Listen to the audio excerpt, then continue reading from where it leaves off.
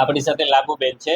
લાભુબેનને શું તકલીફ હતી પૂછીએ આપણે અને કેવું રહ્યું આપણી ટ્રીટમેન્ટથી. લાભુબેન ક્યાંથી આવ્યા બેન? લાખણતા. અચ્છા, શું તકલીફ હતી બેન જરા કહેશો? કમરની. અચ્છા, આમ શું તકલીફ શું થતી બેન કમરમાં? કમરમાં દુખાવો થતો. એટલે આમ શું તકલીફ શું આવતી દુખાવો તકલીફ થતો? પગમાં આમ હાલવા ચાલવાથી દુખાવો થતો, આમ બેસી તો બેહાતું નહીં, માથા ન વળાતું, બરાબર, બાકું નું વળાતું, બેસાતું નહીં. બેસાતું નહીં. પછી હાલવામાં કઈ તકલીફ આવતી? હાલવામાં તકલીફ. બરાબર, આ તકલીફ કેટલા ટાઈમ થતી બેન? 2-2.5 મહિના થયા, 3 બે મહિના. થી 3 મહિનાથી થતું. બરાબર. હવે લાભુબેન આપણે લગભગ 6 તારીખે પહેલું આપણે સેશન આપ્યું, 6 છે બરાબર. 6 છે પહેલું, બીજું ચોથું ને 5 ટોટલ 5 સેશન આપણે આપ્યા. હવે 5 સેશન લીધા પછી હવે કેવું છે બેન? હવે આરામ છે. હવે કઈ તકલીફ આવે છે બેન? કોઈ બરાબર. અને લાભુબેન કેવી લાગી તમને અમારી સારવાર બેન? સારી. બરાબર. અને શું કહો નાનજીભાઈ, તમે કેવી લાગી સારવાર તમને? ખૂબ ખૂબ સરસ. આપણે બેન તકલીફ શું હતી તમને શોર્ટમાં સમજાવું કે આપણી છે ને L5 મળ્યા, છેલ્લી ગાદી છે ને આપણી ગાદી જરીક ખસી ગઈ હતી. આપણે પહેલા એક્સરેમાં તકલીફ આવી હતી એટલે આ બે મણકા છે ગાદી દબાતી હતી. તમે હાલો બેહો કે વધારે ઉભા રહ્યો ત્યારે ગાદીમાં દબાણ આવે. ગાદીમાં દબાણ આવે એટલે નસું દબાય એટલે આપણે દુખાવો થાય અને અહીંયા સોજા આવે.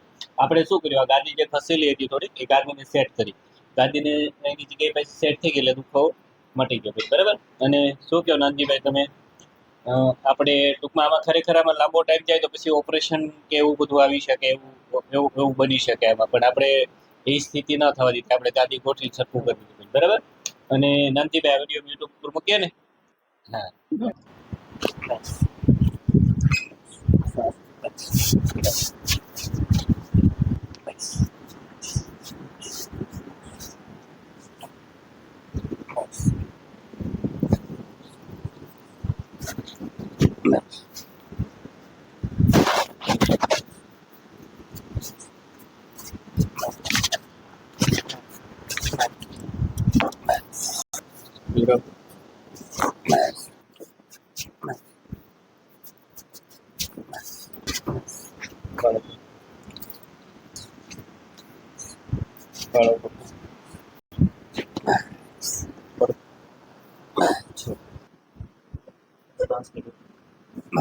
માં તો આગળ થઈ જશે.